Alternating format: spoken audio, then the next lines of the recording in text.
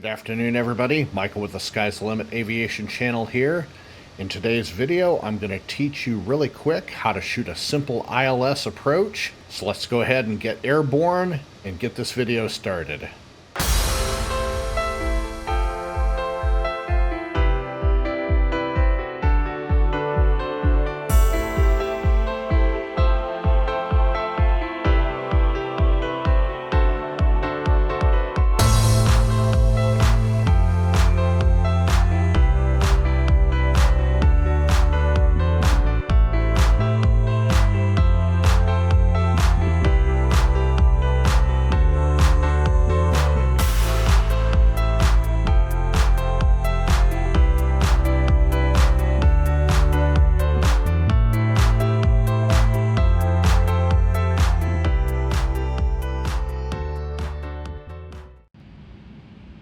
Once again, good afternoon. Thanks for joining me on the Sky's the Limit Aviation channel. Today we're going to shoot a simple ILS approach out of KSAW, which is formerly Sawyer Air Force Base, which happens to be the Air Force Base that I was stationed at when I was in the military. It's now called Sawyer International Airport, and it's in the Upper Peninsula of the great state of Michigan. So we're going to go ahead and taxi out onto the runway real quick, and then I'll pull up Navigraph and show you the quick flight plan that I threw together. So let's go ahead and taxi out onto the runway.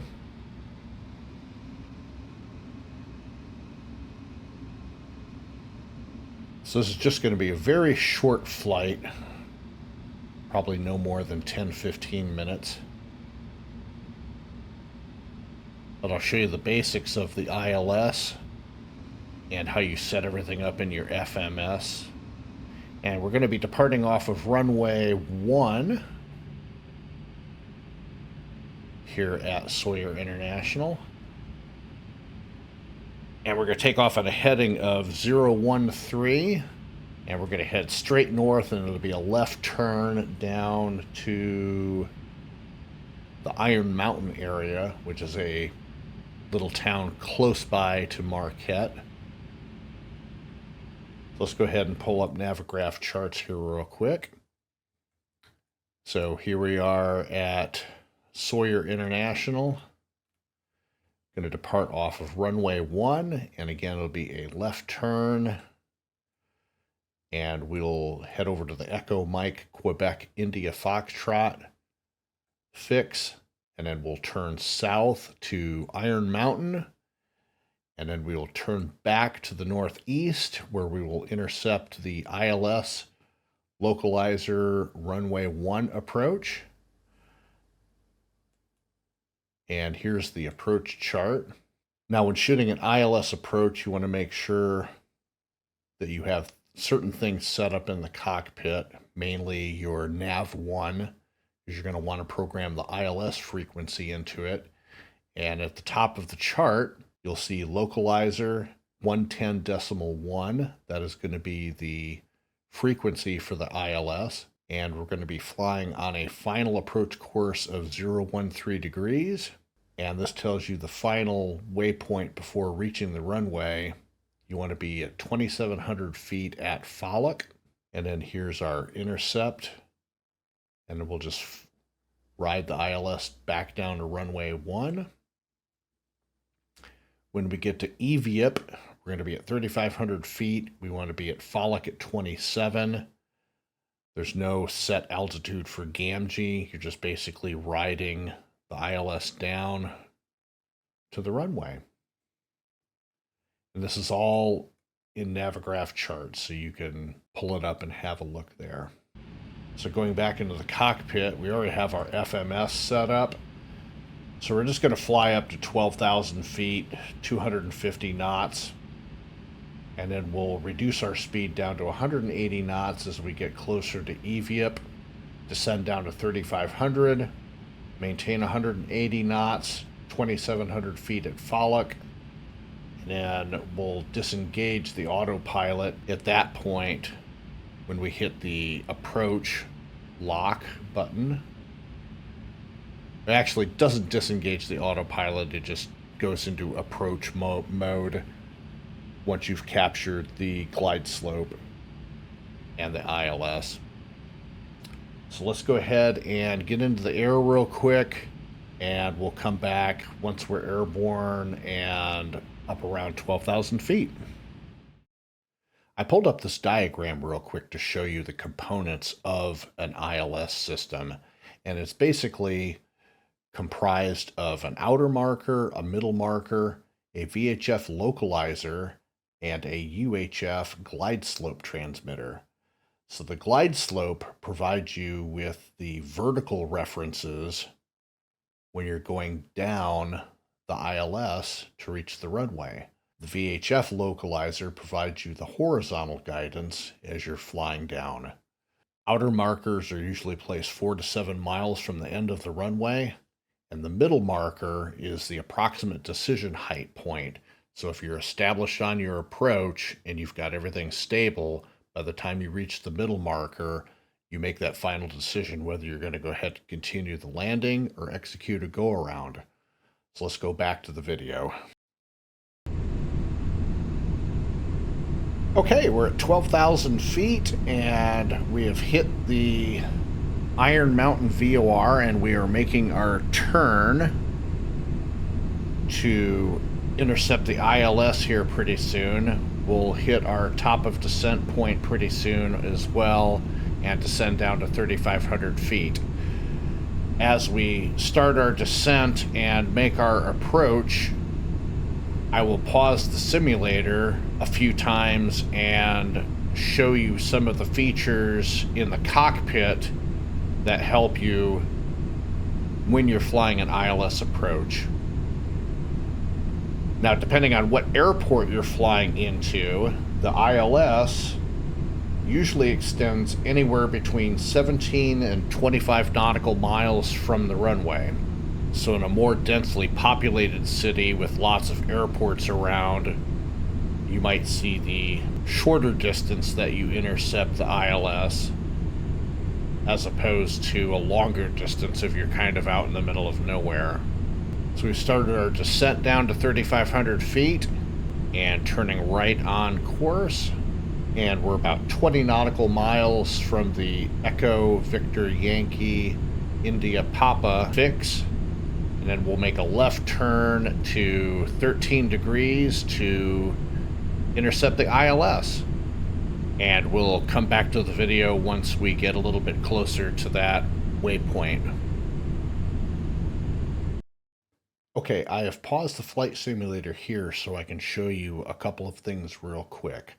So we're going to go ahead and pop out this panel, and on the right-hand side and the bottom, you will see the glide slope and the localizer indicators, and they're purple diamonds. So we've just, as you can see, we've made our left turn from Eviap, and we're getting set up on the approach for runway 1.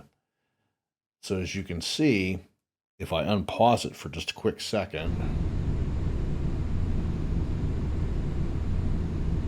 you'll see this little diamond moving to the left. And also, as you can see, we've also intercepted the ILS at this point. So you'll see the localizer is already tuned in, and it's going to line us up with the runway. We're still above the glide slope, but as we approach the intercept point for the glide slope, you'll see this diamond start to move down. When you're perfectly lined up on the runway, both the diamonds are going to be centered on these two lines here on this panel. So we'll go ahead and we'll continue flying the approach.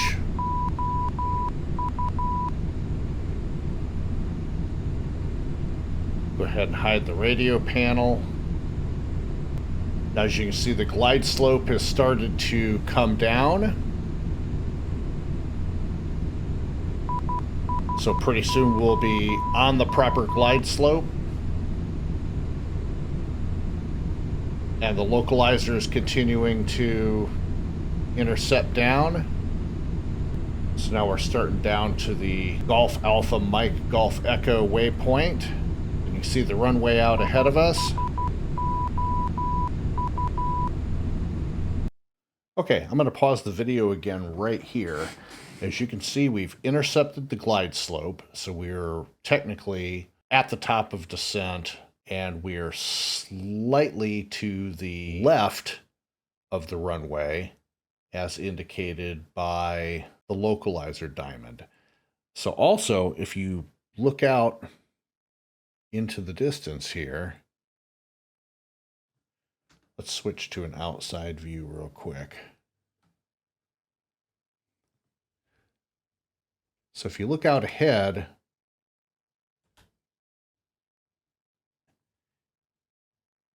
at the approach end of the runway, you'll see these lights right here. These are called PAPI lights.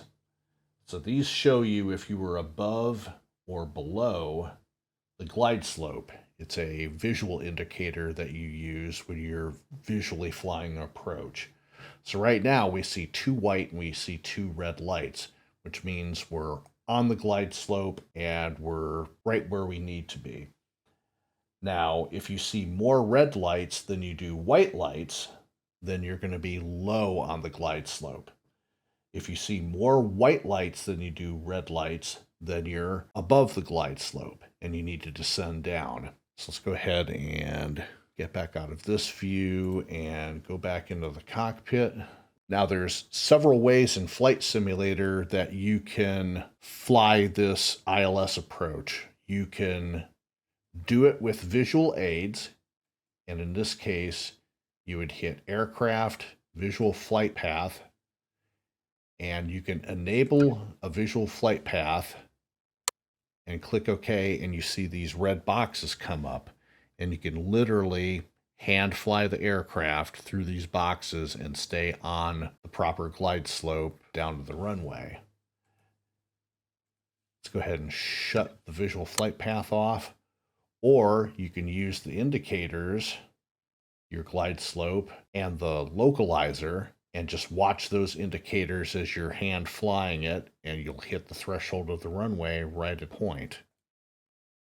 The other way that we do it, or that pilots do it, is using the approach button. So once you've got yourself established on the approach and your glide slope and your localizer are alive, you can hit the approach button and the autopilot will actually fly the aircraft down to minimums, and then you shut the autopilot off and then you just hand fly the aircraft down to the runway. So we're going to go ahead and do this easy. We're just going to go ahead and enable the flight path so you can see what it looks like. I'm going to go ahead and switch to this view here in just a second. And let's go ahead and unpause the simulator and continue flying this ILS approach. So we're going to go ahead and disengage the autopilot. And we'll go ahead and click out of this.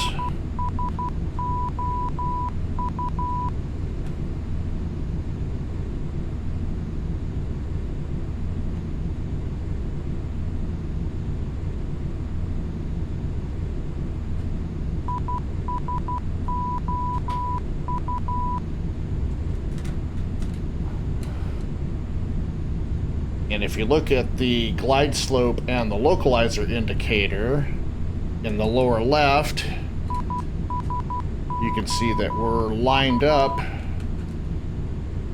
pretty good.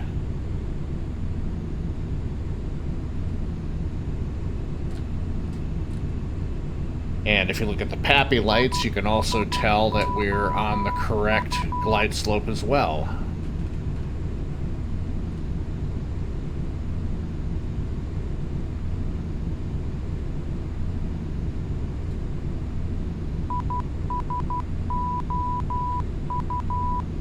And then once you've hit the threshold, throttles to idle, give it a little bit of a flare,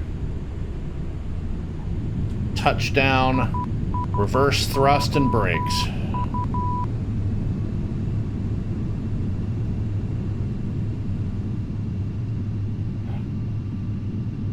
"80 knots, disengage the thrust reversers. And then we'll just taxi down to the next exit and get off the runway. It's actually very easy to fly an ILS approach. Just requires a little bit of practice, but it's not as daunting as a lot of people make it out to be.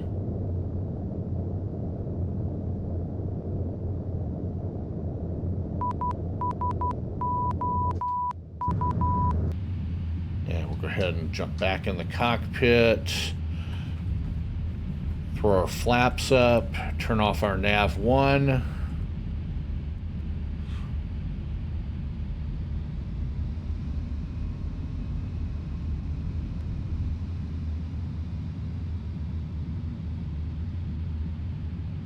And we'll go ahead and exit off the runway here.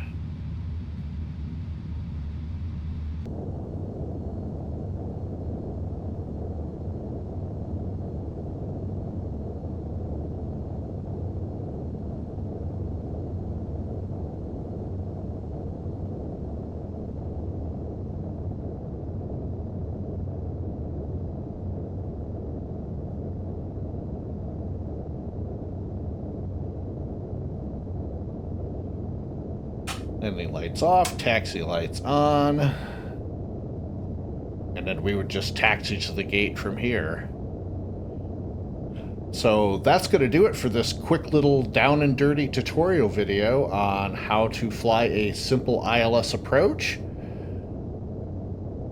And I hope you enjoyed the video. If you did, please give it a like, make a comment, and please support the channel by subscribing. I would really appreciate it. It really helps the channel to grow and gives me that incentive to make more videos for you. So that'll do it for today. Again, this is Michael with the Sky's the Limit Aviation channel, wishing you a great week and a great afternoon, and we'll see you on the next video. Take care. Bye-bye now.